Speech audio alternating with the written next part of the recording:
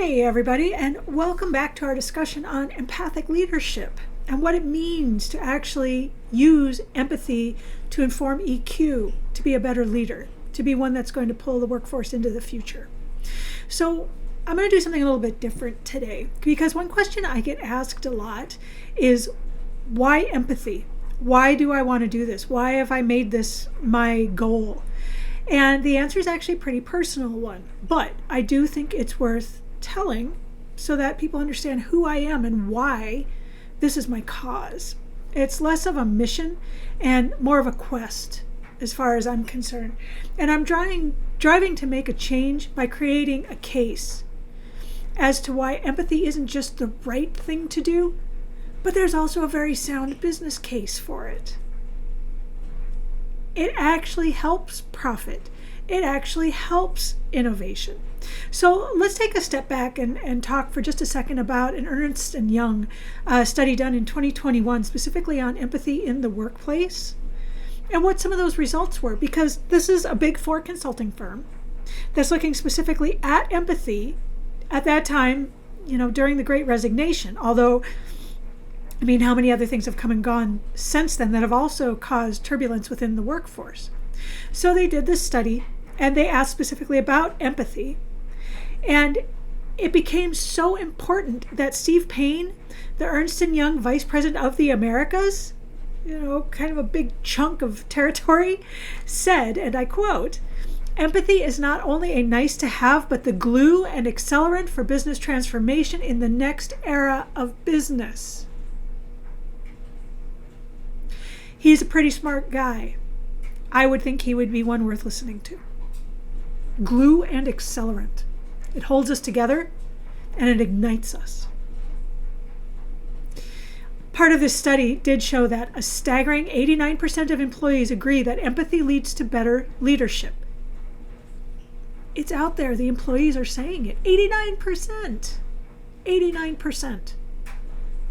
In fact, 88% felt that empathic leadership inspires positive change within the workplace, and 87% said that it enables trust among employees and leaders.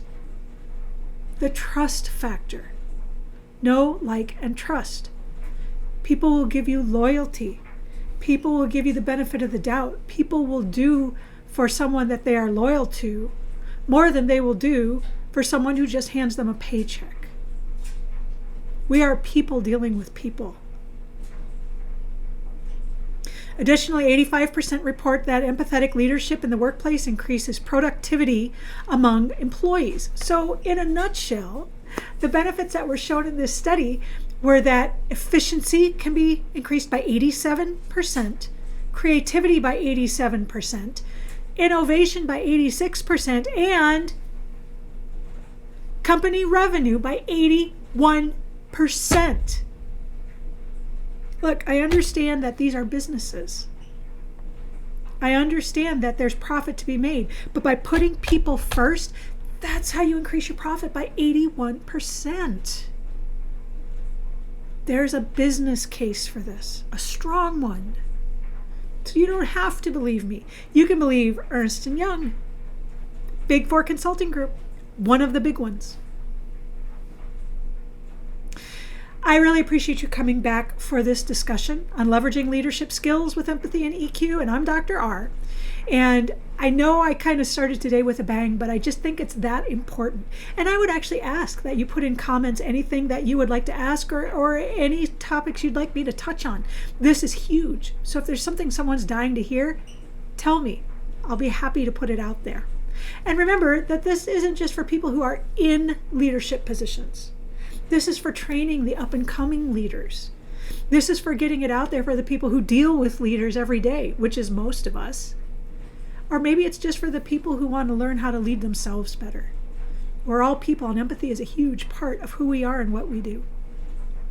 So today I'm just going to put it out there why I do this and why I think it's important outside of the business cases that I make every week, outside of the education that I try to put out there every week.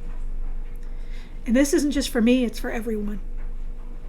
And let's be real, with the greater friction between the old command and control leadership styles of ye old days that didn't really work that well then, but work even less well now, and the need for transformative, rapidly adapting leadership of tomorrow, which one do you think will come out ahead?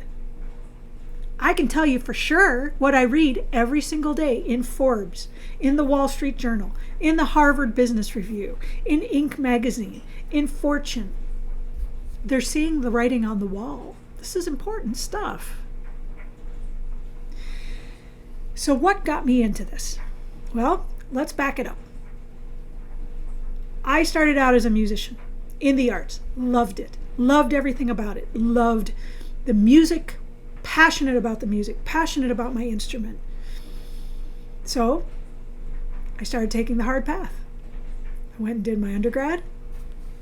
I went and did a master's at Yale, not because we had money, we didn't, because I thought that that would secure my rise. Went and did a doctorate so I could go into academia, got my academic job. Now understand that in music, the jobs aren't there like there are in other fields. So like if you go to a business school or something, you'll probably have, 20 or 30 professors, and some of them specialize, but some of them don't.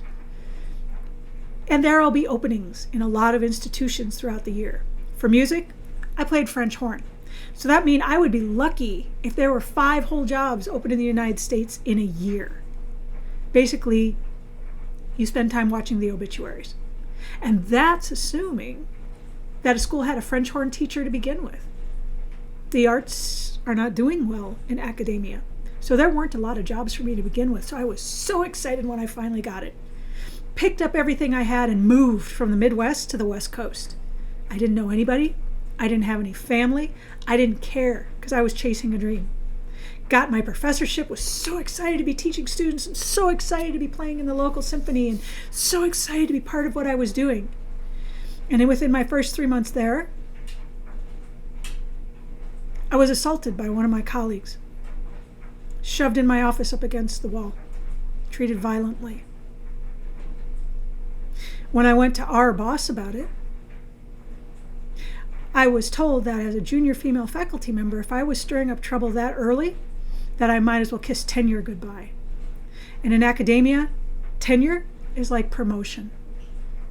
If you're not going to move up, there's not much left within academia. When I went to his boss, a female dean that was supposed to be very strong, I was told if I didn't like it there, I could leave. When I went to HR, they put everybody through sensitivity training, which only put a bigger target on my back. And then they never came back to check in. When I went to the union, I found out that the guy who had assaulted me was head of the grievance committee. Now here's the thing. I would not be surprised if someone told me that the first 2 people I had come in contact with, the guy who assaulted me and the guy who was our boss, were probably, I'll put it this way, showed psychopathic and narcissistic tendencies. How's that? I didn't make a diagnosis. I just named what it was. If you came to me today and said, yeah, they've been diagnosed, I wouldn't be surprised at all. But of all the other leadership in this, nobody was malicious. Nobody was evil. People, for the most part, were just clueless and completely unempathic to what I was telling them. When I went to the ombudsman and said that I was scared of getting punched in the face because, you use this to play French horn without your teeth, you don't have a career. And her response, oh, I'd welcome him to punch me in my face. Then I'd have every lawsuit in the world. She had no empathy for what I was trying to deal with here, and that, no, I didn't want to get punched in the face. She wasn't a bad person, but she completely lacked the empathy to understand what I was saying. And as we've said in previous videos, the dark triad traits, narcissism, psychopathy, Machiavellianism, are defined by lacking empathy. So the first 2 I talked about, definitely no empathy. The rest, probably not bad as far as trying to be good leaders, but had no empathy whatsoever for what was going on. In the end, I had to leave my career, something that I had invested almost 40 years in. But here's the thing. If I can take that experience and I can turn it into something good, and I can teach those other people who aren't malicious but don't quite get it, then I've done a good thing. I've turned something bad into something usable by everyone. And that's my goal. That's what I want. I want to reach the leaders because they're the ones that have the most people that they affect. And something as simple as just being clueless might be borderline disastrous to other people.